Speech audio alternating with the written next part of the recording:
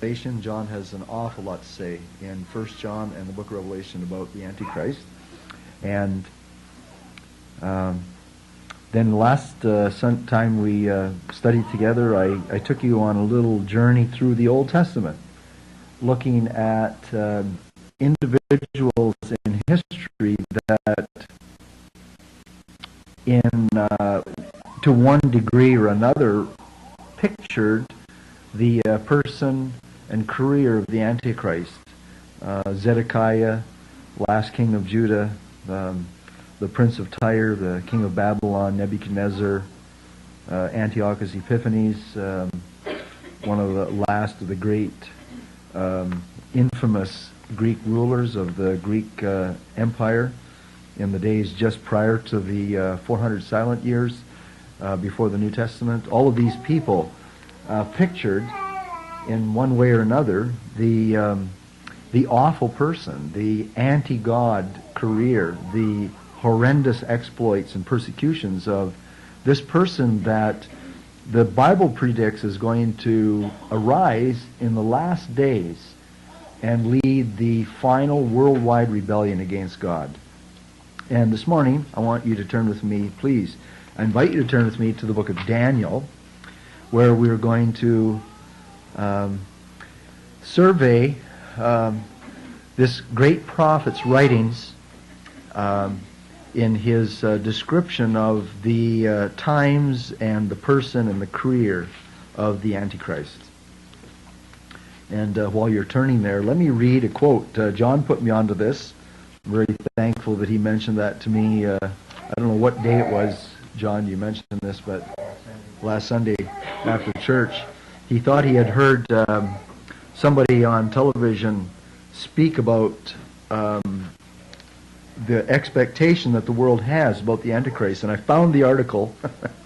It was, I don't know actually under what circumstances this statement was actually made, but it was quoted by another preacher on the internet, who has a site on the internet, Dr. David Reagan, entitled Be He God or Devil, and it was quoted in the February, I believe, February 2008 Zola Levitt newsletter. Zola Levitt, I believe, is just recently deceased. He was an evangelist in the United States, I think based in Corpus Christi, Texas, and he had a worldwide ministry, and which is ongoing. And I'm going to read the entirety of the article by Dr. David Reagan in this Christian magazine. European leaders gathered in Lisbon, Portugal, signed, quote, end quote, the Treaty of Lisbon, which represents an attempt to further strengthen the European Union, increasing its powers as a superstate while diminishing the national sovereignty of its 27 member states. Unlike the previously proposed constitution, which required public approval, this treaty will bypass the public since it must be approved only by the parliament of each member state. The pact aims to create a more effective, centralized foreign policy, stronger central leadership, and more democratic decision-making. A new post of foreign minister, in all but name only, is being created to give the EU a unified voice in foreign policy. He will speak for the EU at international conferences and at world organizations like the UN. The European Parliament, which until now has been primarily a debating society, is being given greater power to modify or reject legislation proposed by the EU Commission. The most important change from a biblical viewpoint is the creation of a supreme leadership post.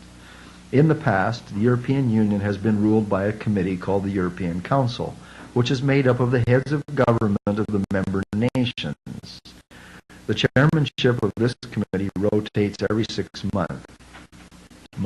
The new treaty, here's the point, the new treaty creates a full-time president of this council who will be elected by the heads of government for a 2.5-year term, renewable once.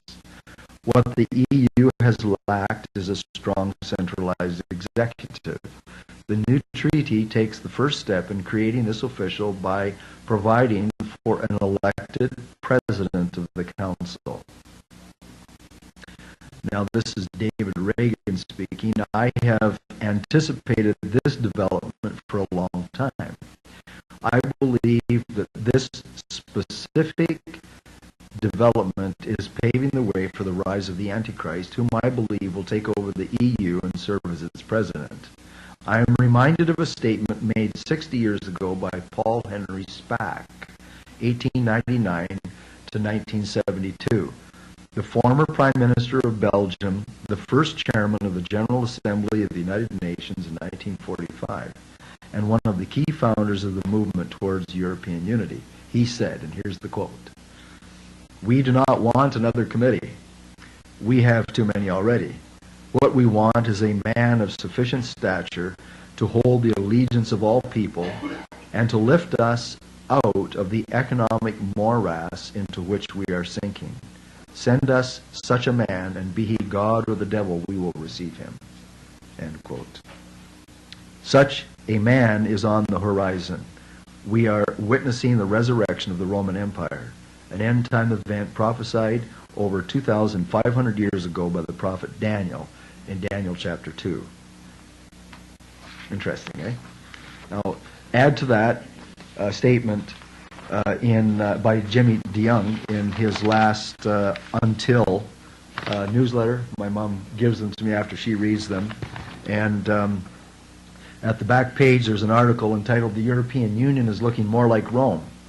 As the European Union moves ahead with a plan to set up regions in Europe made up of the member states of the European Union, the student of Bible prophecy can see better the last days prophetic scenario found in God's Word. Over the years, the European Union has come to its present membership of 27 different nations. Add to these 27 member states the 17 or 18 new states for the Mediterranean Union that has recently been formed, and you have 44 to 45 member states that would make up a future European Union, a powerful political, economic, governmental force in our world. Libya's Colonel Gaddafi, no Christian, right? He's a radical Muslim, said recently this united Europe, including the Middle Eastern states, looks like the old Roman Empire, which is the goal of the EU leaders. Gaddafi is pretty much on target. The ancient borders of the old Roman Empire match the borders of the expanded EU, a step closer to Bible prophecy being fulfilled. Daniel, the ancient Jewish prophet, in chapters 2 and 7 of his prophecy, wrote 2,500 years ago of the revived Roman Empire as the major player in the last days, and that would include the 10 toes of Daniel chapter 2 and the 10 horns of Daniel chapter 7. The potential for regions in the European Union, 10 regions as they are calling for, is indeed a scenario found in Bible prophecy for the last days.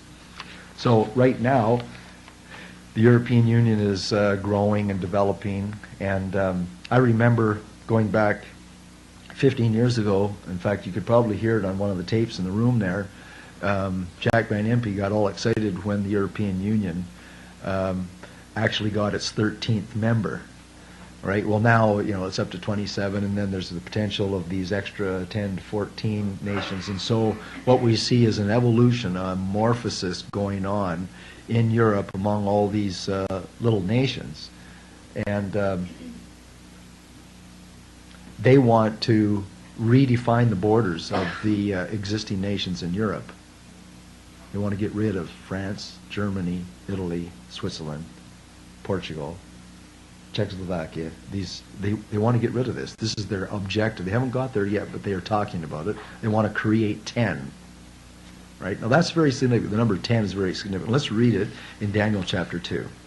You'll recall that back when Daniel was alive in the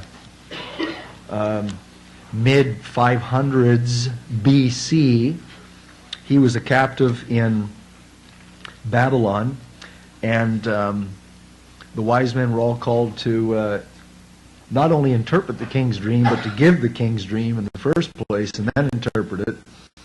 The false soothsayers and so forth couldn't come up with the dream. They said, well, tell us the dream and we'll give you the meaning.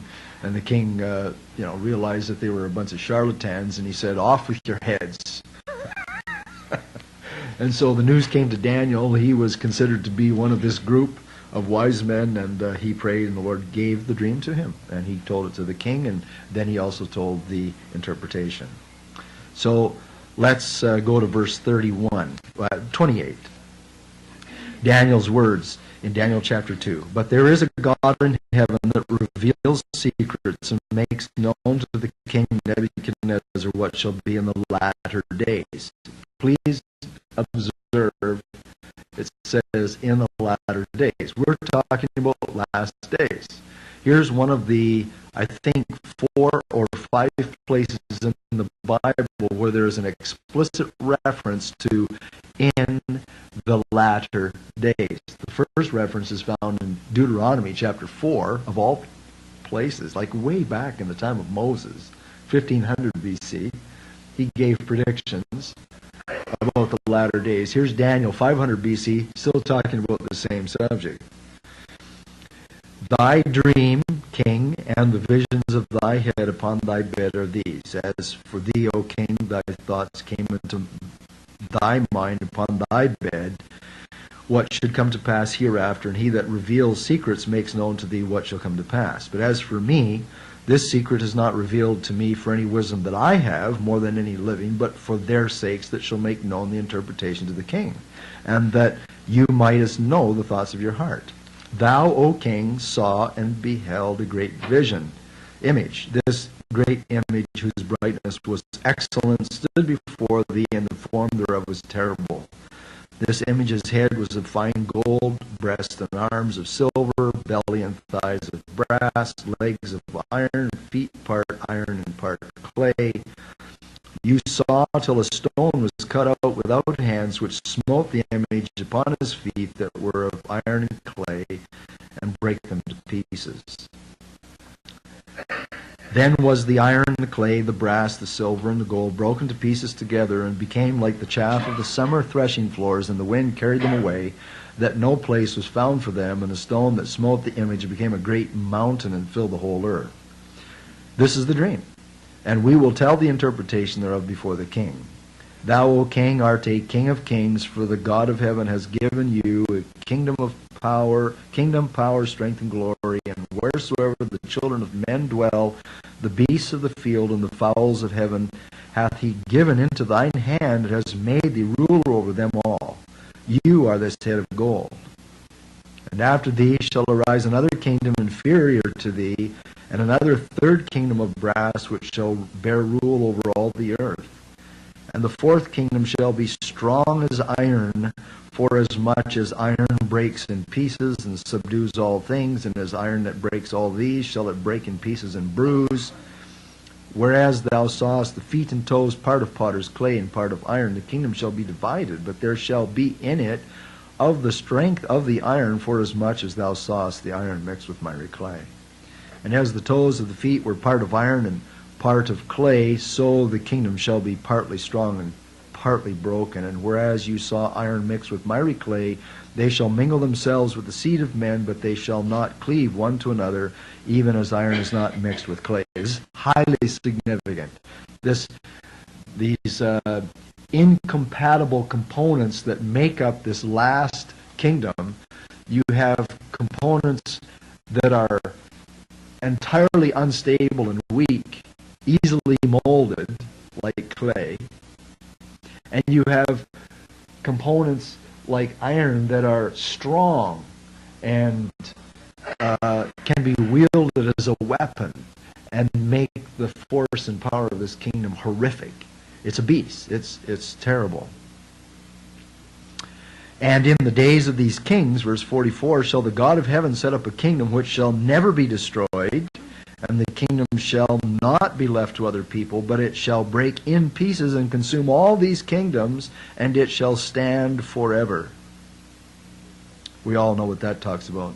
That's a prediction of Christ's earthly kingdom that leads into eternity.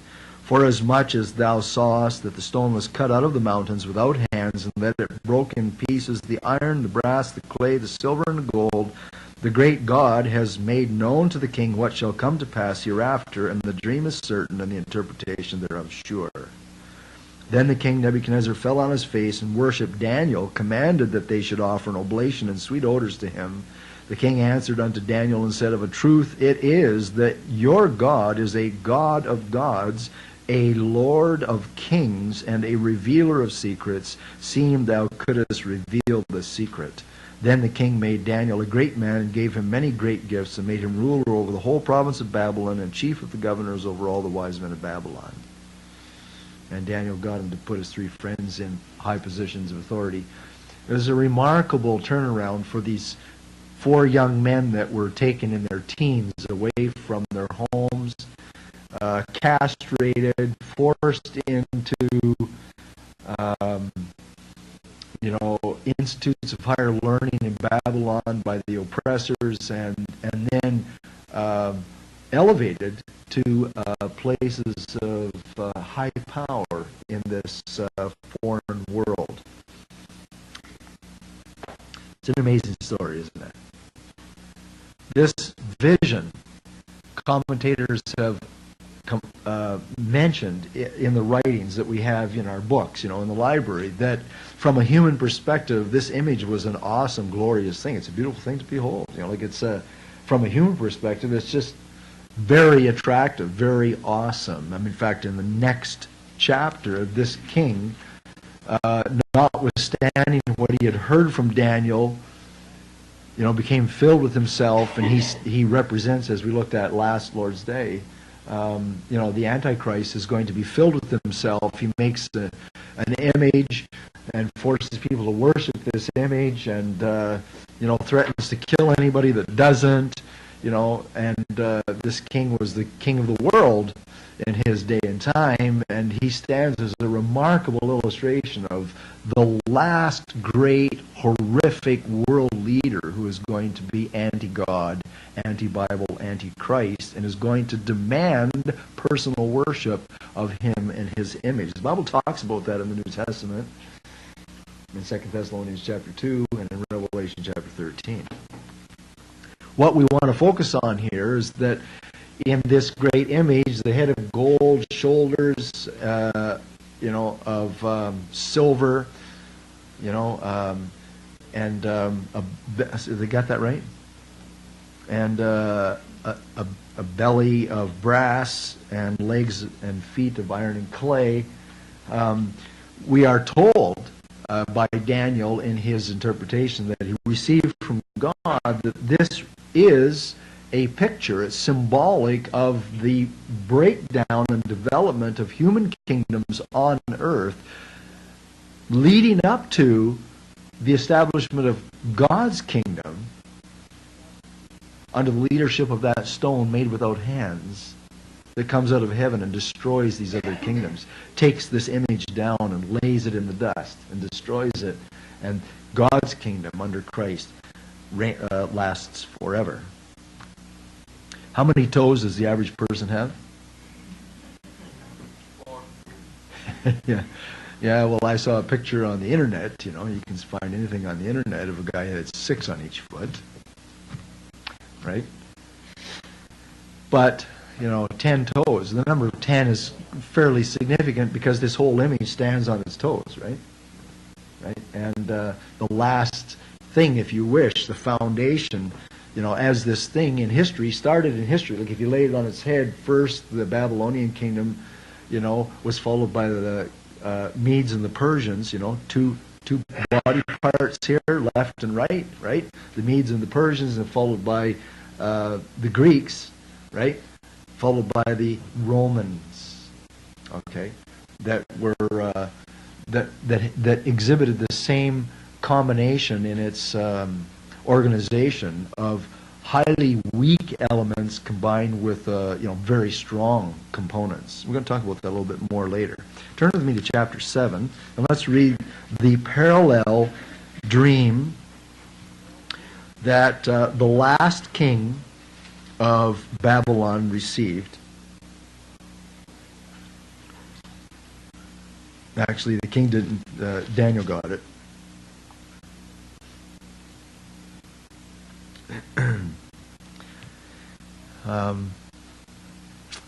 God gave this vision to Daniel privately. in the first year of Belshazzar, king of Babylon. And I think the timing is significant because Nebuchadnezzar was the first great king. He wasn't actually the first. His father Nabopolassar actually established the Babylonian dynasty, but in history, Nebuchadnezzar was the one that expanded the Babylonian Empire worldwide in the Middle East at that time. So Nebuchadnezzar really stands as the head of this, as God said, the head of this great empire in history. You know, that started right around 611, 612 BC, and only lasted to 539 BC. Right, just a little over 75 years in history. Right. And Belshazzar happened to be the last of the Babylonian monarchs. In 539, he was the king of Babylon that was reigning when the Medes and the Persians overthrew the kingdom in a bloodless coup, almost nearly a bloodless coup, during a party that this king, Belshazzar, was throwing. And we read about it in chapter 5. Chapter 5 in the book of Daniel actually gives the historical record of that change from the head of gold to the shoulders of brass, the combined Medo-Persian empire. But just before that happened, Daniel received this vision from the Lord, chapter 7. In the first year of Belshazzar, king of Babylon, Daniel had a dream and visions of his head upon his bed. Then he wrote the dream and told the sum of the matters. Daniel spoke and said, I saw in my vision by night, and behold, the four winds of heaven strove upon the great sea, and four great beasts came from the sea, diverse one from another. I just want you to think about this as we read through this. Commentators have pointed out that in Nebuchadnezzar's human perspective, you know, the vision that he received from his human perspective was this glorious, beautiful thing, this great, tall, phenomenal image. But the vision that came from the divine perspective to Daniel, the humble prophet, was a far different perspective. God sees what's down here as violent, corrupt, crude, awful. It's not glorious, it's inglorious. And so God sees human governments as beastly in character. And it's a fascinating perspective. So, four winds of heaven strove on the great sea, four great beasts came up from the sea, diverse one from another. The first was like a lion and had eagle's wings. I beheld till the wings thereof were plucked, and it was lifted up from the earth and made stand upon the feet as a man, and a man's heart was given to it. And behold, another beast, a second like to a bear, and it raised itself up on one side. So you can picture this bear that's kind of like, laying down, but it's up on one strong leg. I was going to say arm, but leg, right? And it had three ribs in the mouth of it, between the teeth of it, and they said, thus unto it arise, devour much flesh. In the Medo-Persian Empire, which is what this is symbolic of, which of the two parts of that coalition became the stronger of the two? What did that world become known as? Did it become known as Media, or did it become known as Persia? It became known as Persia. The Medes were quickly dominated by the Persians. Okay, but to start with, it was a Medo-Persian alliance. Okay, verse 6. And after this I beheld, and lo, another like a leopard, which had upon the back of it four wings of a fowl. The beast also had four heads, and dominion was given to it. A leopard is one of the fastest creatures in Africa, right? And even to make it faster, it's got wings, right? And it's got four heads, right? You kind of, it'd be difficult to actually draw this. It's so different and weird. But the Greek Empire under Alexander the Great was established, from Western Europe all the way to the borders of China and India in a short lifetime of about 10 years of war. And it was all done by the time Alexander was like 30 years of age. It was just phenomenal what happened when the Greeks fought against the Persians. And some of you saw the 300, the movie 300? Yeah, and that was set back in those days when the Persians and the Greeks were fighting one another.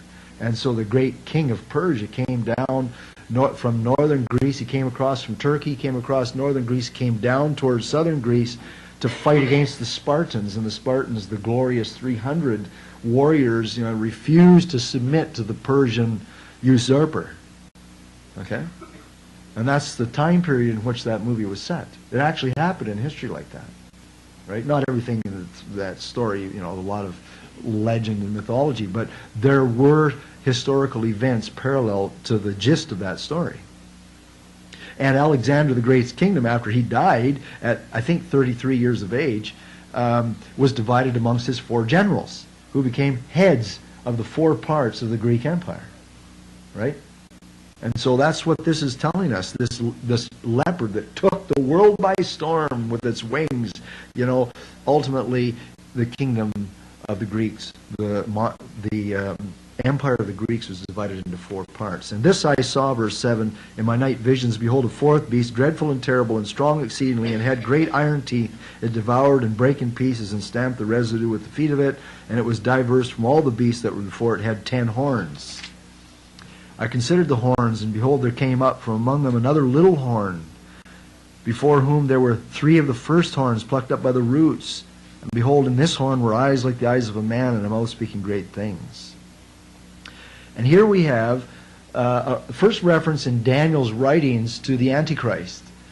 This is an individual, as Daniel goes on to interpret, that arises out among the horns, which represent powers within this beastly kingdom, and through a whole series of tumultuous events, there's 10, and then there's 3 prominent, and then the 3 prominent are taken out of the way, and this one little horn comes up into prominence and speaks like a man, and is blasphemous and evil and great and powerful. And this is an allusion to this Antichrist character. Let's read the interpretation. Verse 9, behold, I beheld, Daniel writes, till the thrones were cast down, and the Ancient of Days did sit, a vision of heaven, whose garment was white as snow, and the hair of his head like pure wool. His throne was like the fiery flame. This is the same vision of God that you see in Ezekiel chapters 1 and 2, and in Revelation chapter 1, and in Daniel chapter 8. God's glorious, sovereign persona is described in metaphorical terms. Fiery stream issued and came forth from before him. Thousands ministered to him. 10,000 times 10,000 stood before him. The judgment was set. The books were opened. I beheld then, because of the voice of the great words which the horn spake. Going back to this little horn of verse 8. I beheld even till the beast was slain, and his body destroyed and given to the burning flame. So this horn speaks, and this beast that the horn is related to is destroyed by God. As concerning the rest of the beasts, they had their dominion taken away, yet their lives were prolonged for a season and time. I saw in the night visions, behold, one like the Son of Man came with the clouds of heaven, and came to the Ancient of Days, and they brought him near before him, and there was given him dominion and glory and a kingdom, that all people, nations, and languages should serve him. His dominion is an everlasting kingdom, dominion which shall not pass away, and his kingdom that which shall not be destroyed. So the image devolves into the same results, even though the particulars are described in different pictorial ways. In chapter 2, you've got an upright image that from a human perspective is glorious and remarkable and a beautiful thing to behold, rich and beautiful. And from the top down, it just kind of like dissipates into the dust when the stone hits the feet. Right? In history, it started with the head, ended with the feet. With the 10 feet. The feet with the 10 toes, sorry. Right? And there's an everlasting kingdom that follows the demise of the fourth dimension of that great image. And in chapter 7, you've got these beasts that follow one another across the pages, the screen of history, as it were. First you've got this is a lion and eagle, and then you've got this bear, and then you've got this leopard, and then you've got this indescribably horrific beast of violence that has 10 horns on his ugly head, right? And then there's a morphing within the horns, and then finally one little horn comes up, and it's like a man that takes over, right? And both this little horn and this beast are ultimately destroyed by the great God of heaven, who, has his son and gives him the kingdom that lasts forever. It ends up the same way. So this king and Daniel get two different visions of the same events. Verse 15, I, Daniel, was grieved in my spirit in the midst of my body, and the visions of my head troubled me. I came near unto one of them that stood by, and asked him of the truth of all this. So he told me, and made me know the interpretation of the things. These great beasts which are four kings, which shall arise out of the earth. But the saints of the Most High shall take the kingdom and possess the kingdom forever, even forever and ever. So there's in a nutshell, you've got four great earthly kingdoms, and yet at the end, God's people win. We've been talking about this. I end every message on the Antichrist so far with an admonition: don't give up yet. This is not the time to get weak and fearful and cash in your chips and become politically correct. Right? Trust the Lord. Okay? Be faithful. The times are hard. But we're on the right team. Okay? Then I would know the truth of the fourth beast, Daniel writes, which was diverse from all the others, exceeding dreadful, whose teeth were of iron, nails of brass, devoured, brake in pieces, stamped the residue with his feet, and of the 10 horns that were in his head, and of the other which came up, and before whom 3 fell, even of that horn that had eyes and a mouth that spake very great things, whose look was more stout than his fellows, I beheld, and the same horn made war with the saints, and prevailed against them until the Ancient of Days came, and judgment was given to the saints of the Most High, and the time came that the saints possessed the kingdom. Thus he said, the fourth beast shall be the fourth kingdom upon earth, which shall be diverse from all kingdoms, and shall devour the whole earth, and shall tread it down and break it in pieces. The 10 horns out of this kingdom are 10 kings. Now he's getting very explicit. Now we have an interpretation here. You understand? You let the Bible be its own interpreter. So the horns represent 10 political leaders, are 10 kings that shall arise, and another shall arise after them, and he shall be diverse from the first, and he shall subdue 3 kings, and he shall speak great words against the Most High, and shall wear out the saints of the Most High, and think to change times and laws, and they shall be given into his hand until a time and times and a dividing of time. Right? A time, times, and a dividing of time. That's 3.5 if you want to take a time representing a time unit. Right? A time, at least 2 times, at least, to make it plural, right? And a half of a time. 3.5. Does that remind you of anything?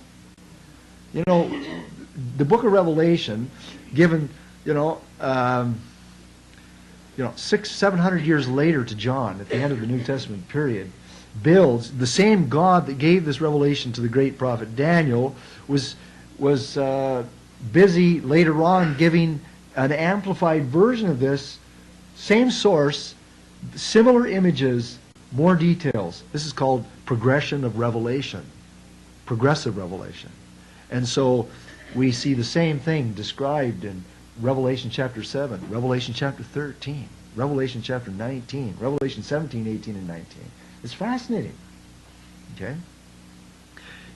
John keeps talking about 42 months. Right? 1,260 days. Same thing. 30-day months in a Jewish calendar.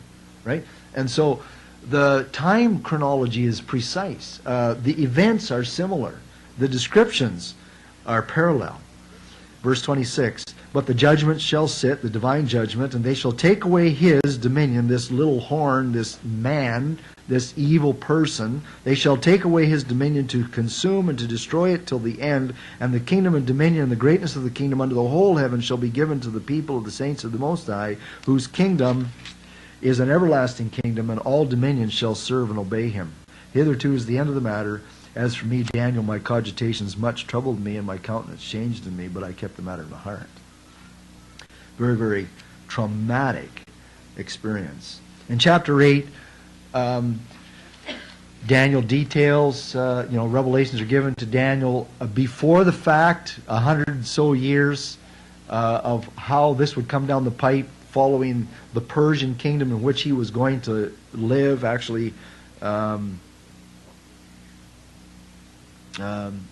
at the end of the Babylonian dynasty, Daniel got these visions of the future as it would portray right out to the end of time in the latter days. But he was also given in the end of the Babylonian dynasty and during the beginning of the Persian dynasty, he was given explicit details in chapters 8, 10, and 11 of historical events between Persia and the coming of Christ, indeed all the way to the Second Advent. We're going to go there next. So please turn with me to chapter 9.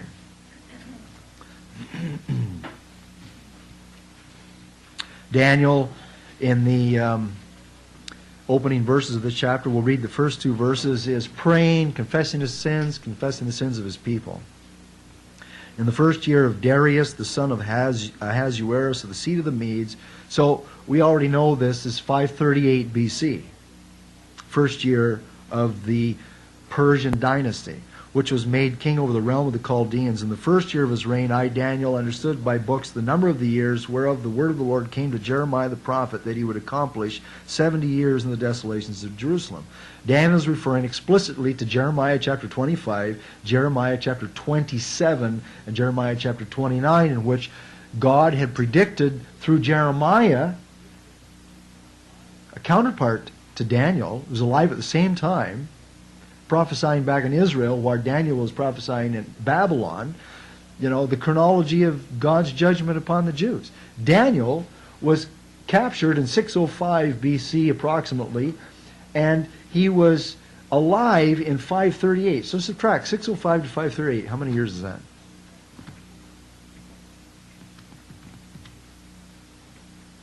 $605? Subtract 538? 62, isn't it? 62 plus 5 is 7, right? 67, right? And it could very well have been, it may have been that he was actually taken captive, like in 603, 602, because the Babylonian kings came down about 5 different times, right? And it doesn't tell us explicitly in which of those invasions Daniel and his friends were taken captive, right? It could very well have been that Daniel lived precisely for 70 years in Babylon under the Babylonians. And here he's reading the prophet Jeremiah that God said, I'm going to bring 70 years of judgment upon my people for their sin and their idolatry and their rebellion and their hardness of heart. No wonder Daniel's on his knees praying and confessing his sins. Because Daniel's a good Jew, he's a godly Jew, he's familiar with the Jewish scriptures, and he's familiar with Moses' writings. He's familiar with the Palestinian covenant, Leviticus 26, 27, 28, Deuteronomy 26, 27, 28, 29, 30, in which God had said repeatedly, I will bring my judgments upon the nation in multiples of 7. You go back and read it. In multiples of 7. Right? 7 years of famine. 49 years of judgments. 70 years here. Now we're going to get to the mother of all judgments in Daniel chapter 9. So Daniel is praying, confessing his sins. God sends an angel, taps him on the shoulder. Let's pick this up. Verse 20. And while I was speaking and praying and confessing my sin and the sin of the people, Israel, and presenting my supplication before the Lord my God for the holy mountain of my God, yea, while I was speaking in prayer, even the man Gabriel, whom I had seen in the vision at the beginning, being caused to fly swiftly, touched me about the time of the evening oblation. And he informed me and talked with me and said, O Daniel, I am now come forth to give thee skill and understanding. At the beginning of thy supplications the commandment came forth, and I am come to show thee, for you are greatly beloved. Therefore understand the matter and consider the vision. Now, this is one of the greatest prophecies in the Bible. And I want you to pay very close attention to verses 24 to 27. This is the prophecy. This is the vision that God gave this wonderful prophet, this great guy, who had a heart for God, who lived for the Lord, who had seen God intervene miraculously in his life, And Daniel himself had survived 4 administrations of Babylonian kings who were toppled one after the other, and he outlasted the Babylonians into the Persian era. Phenomenal. He was a man with, the strength of God. And this is what God showed this guy. 70 weeks. The word week there means heptads. It doesn't mean a 7-day week. It means a 7 time unit period. Like it's the actual word you read of in the book of Genesis when Jacob fell in love with Rachel and Leah. And it says he fulfilled her week. He worked for 7 more years for her, for the one he loved. Because he was tricked and was given the ugly one first by her father. Right?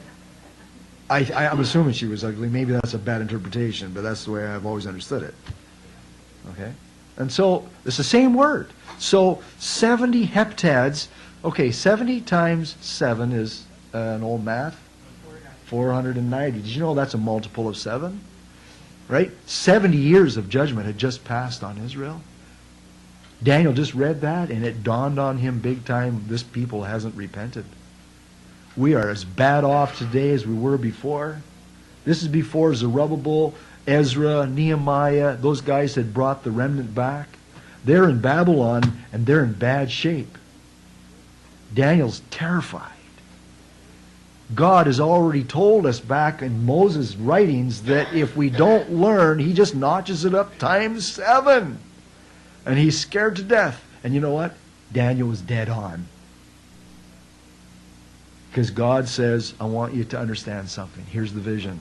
490, 70 weeks are determined upon your people, the Jews, and upon your holy city, Jerusalem. And here is God's objective: to finish the transgression, to make an end of sins. He's going to purify the nation Israel by this time period, to make reconciliation for iniquity through the cross, to bring in everlasting righteousness at the end when he sets up that new kingdom, to seal up the vision. There'll be no more need for divine revelations at the end of this whole deal, to seal up the vision and prophecy, to anoint the most holy. In other words, to establish his kingdom on earth with the true religion in Jerusalem, the rebuilt temple, the millennial temple of Ezekiel chapter 40 to 48. By the time these 490 years of judgment on the nation and on the city of Jerusalem, your capital, are executed, Daniel, the divine program will have run its course, and true justice and true righteousness will prevail in the world, and your people will be a sanctified people. The judgment will accomplish its purposes. Know, therefore, and understand that from the going forth of the commandment to restore and to rebuild Jerusalem, to build Jerusalem unto Messiah the Prince, this is one of the great prophecies of the Old Testament, shall be 7 weeks and 62 weeks. I don't want to take the time to go into all the proofs for this, but in 445 BC, in March, the prophecy was given by a Persian monarch named Ezra for the Jews to go back and rebuild the walls of Jerusalem. You can read about it in the book of Ezra. It's precisely dated by the prophet. Okay? 445 BC. So you can just subtract 445 BC, and these X number of years, and it comes with the lunar month and with other things that you have to take into consideration to make sure you get the right, exact, proper chronology. Sir Robert Anderson, a famous British scholar, has got the details in his little book. We read it when I was back in Bible college. Shall be a specific time period until Christ appears. Will be so many years. The street shall be built again and the wall even in troublous times. That happened after Daniel, during Ezra and Zerubbabel's reigns. After 62 weeks shall Messiah be cut off, but not for himself. Messiah was cut off. That's a euphemism for being, right? Was killed. So predicting the time of Messiah's coming relative to Daniel's time, and a prediction of Messiah's substitutional vicarious death for sinners. He didn't die for his own sins. He died for our sins, the just for the unjust. That's what the prophecy said. Not for himself. And the people of the prince that shall come shall destroy the city and the sanctuary. It's not the same prince. It's not Messiah the prince. It's a prince that shall come. Here's the Antichrist. He's called the prince that shall come, right? That would destroy the city and the sanctuary, and the end thereof shall be with a flood, and unto the end of the war desolations are determined. And he, this prince that shall come, shall confirm the covenant with many for 1 week, and in the midst of the week he shall cause the sacrifice and the oblation to cease, and the overspreading of abominations, and for the overspreading of abominations he shall make it desolate, even until the consummation, and that determined shall be poured upon the desolate, literally the desolator, this Antichrist. It's all hell's going to break loose, and the judgment's going to be poured out on the Antichrist's head for doing all this. Okay, so let me try to tell you how this is normally understood by conservative literalists, who take these prophecies. Basically, this is a prophecy that in that 490-year period starting in 445 BC until the coming of Christ and his death, burial, and resurrection would be 483 years. Premillennial dispensational scholars believe that with the coming of the Holy Spirit, right through the present time in which we are living, the church age was not foreseen by Daniel. And that there are 7 years of this 490 years of divine judgment still awaiting to be poured out upon the Jewish people and upon the city of Jerusalem. Do the Jewish people love Christ today? Have they repented of their sins today? Do they embrace the gospel today? Is Jerusalem a city of righteousness? Is it the Zion that God wants? The jewel of the world where all the people come to worship the Lord? Is it there today? Has sin been eradicated? Have the people been sanctified? Absolutely not. This final judgment, or a portion of it, at least 7 years, awaits. And this covenant is generally considered to be a week. A covenant for 1 week. And the Antichrist is said, this prince that shall come is going to confirm the covenant. He's not going to make the covenant. I've always thought that he would make the covenant, but recently I read an article by Jimmy DeYoung in here, and he says, you know what? There's a peace covenant already been established. Anwar Sadat. And who was the guy? Was it Reagan? Or was it Reagan? The Jews and the Arabs have already got a peace treaty. It's just been constantly violated. Jesus talked about this in Matthew chapter 24. Jesus said, watch out. It's coming. Right? And when this guy abominates the holy place in the temple, and the details are described in 2 Thessalonians chapter 2, which we run out of time again. But we're going to finish it off here. 2 Thessalonians chapter 2, you talk about the man of sin is prophesied by Paul to come. He sets himself in the holy place and demands worship as God. And Christ is going to destroy him with the brightness of his coming. It's awesome. We ran out of time today, but chapter 11, you got to just look up if you want to do something for yourself, read Daniel chapter 11, starting from about verse 36. Would you do that? This afternoon, go home and get Daniel chapter 11 out and read Daniel 36 to 42. Do you want to take the time now to do it? It's only 6 or 7 verses. We're a little over time. Okay. And the king, Daniel 11:36. The king shall do according to his will, and he shall exalt himself and magnify himself above every god. This king is another reference to this Antichrist person. He shall speak marvelous things against the God of gods, shall prosper till the indignation be accomplished, for that is determined shall be done. Neither shall he regard the God of his fathers, nor the desire of women, nor regard any God, for he shall magnify himself above all. But in his estate shall he honor the God of forces, and a God whom his fathers knew not shall he honor with gold and silver and with precious stones and pleasant things. Thus shall he do in the most strongholds with a strange God, whom he shall acknowledge and increase with glory, and he shall cause them to rule over many, and shall divide the land for gain.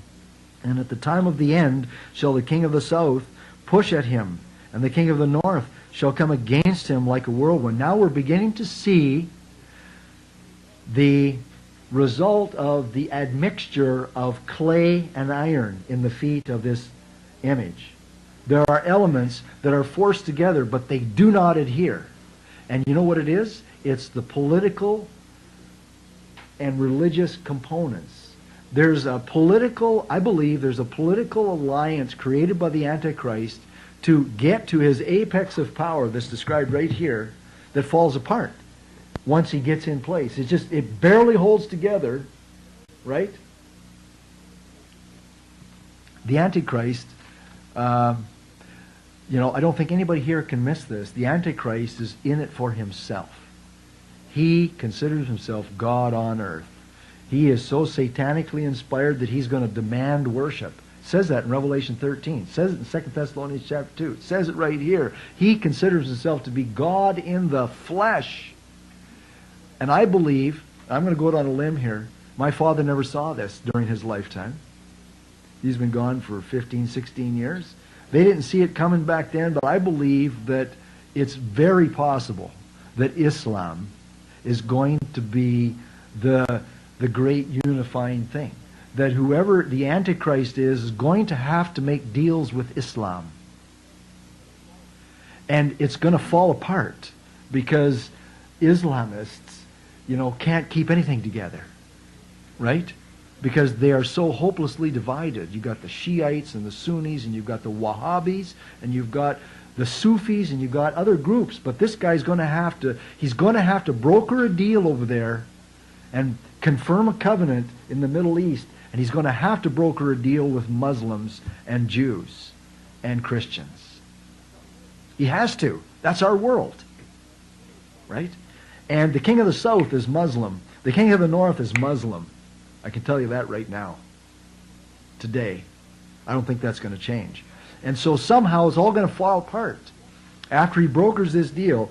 And it says in verse 40, the time of the end shall the king of the south push at him, and the king of the north shall come against him like a whirlwind with chariots and with horsemen and with many ships, and he shall enter into the countries and shall overflow and pass over. He shall also enter into the glorious land, the holy land, and many countries shall be overthrown, but these shall escape out of his hand. Edom and Moab, the chief of the children of Ammon. You know what that is? Those are ancient kingdoms that today are all found in Saudi Arabia. And Saudi Arabia is the heart and soul of Islam.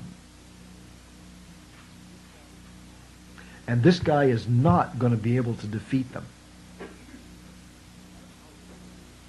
I don't know how it's going to work out. I don't know whether this guy is, this Antichrist is actually, comes from a part of the world that is historically Christian, and this passage is telling us that actually he's going to be a closet Muslim. Does that remind you of anybody today? I'm not going to say it, but it's so easy that it could happen, right? It says in this passage that he is not going to honor the God of his fathers, that he's going to honor the God of forces.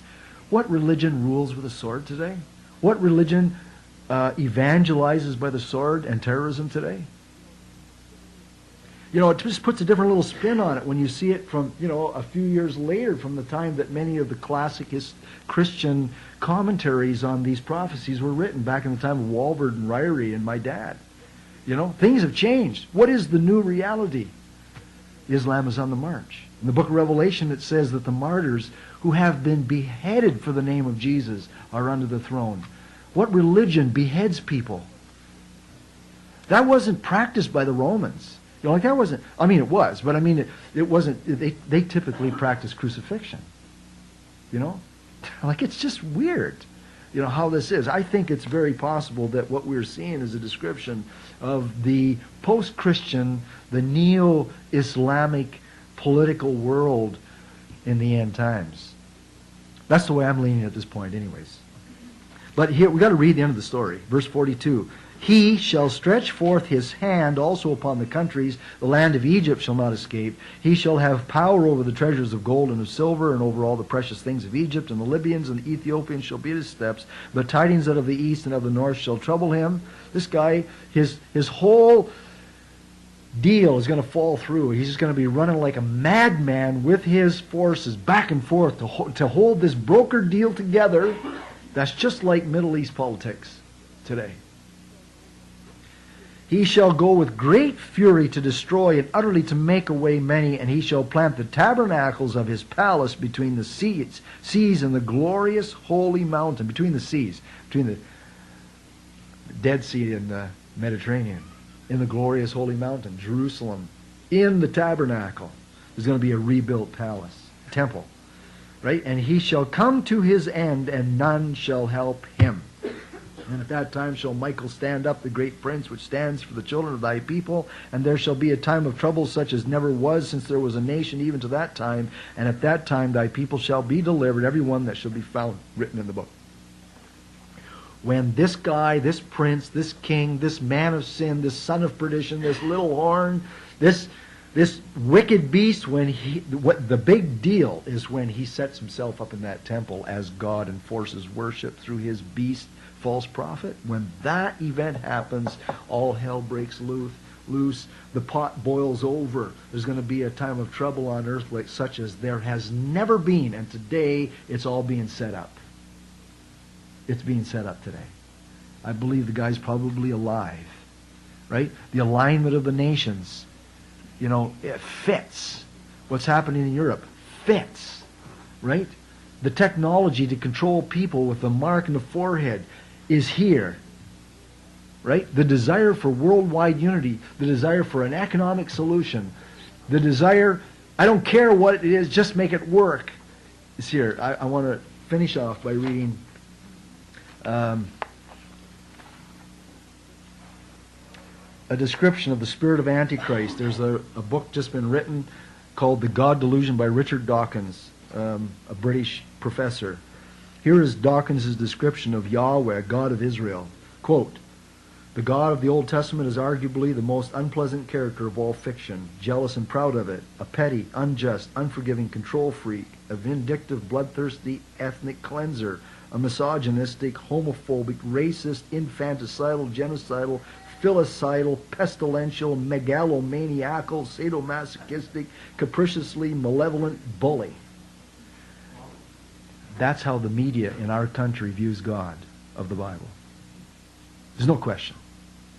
There aren't any friendly people. There aren't very many friendly people in the media today, right? That accept the God who is the God of justice, who is the God of love, right? Who solves our problems with his own self-sacrifice. That's the spirit of Antichrist, and it's going to embody itself in the person of the Antichrist. Now, I asked for it later because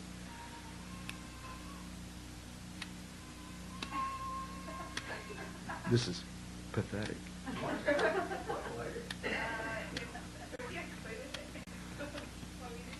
Oh, there it is. That's a very pathetic little flame, isn't it? But fire hurts. And you know how the Antichrist is going to be destroyed? With fire. You know how God is going to judge the wicked at his second coming? With fire. It purifies. You know what I read this week? The German doctors have discovered that you can cure cancer by giving people an elevated temperature. Cancer cells cannot stand heat. They die like crazy when the body's temperature goes up. Healthy cells, fine. And Antichrist spirit and belief and worldview is like a cancer. It grows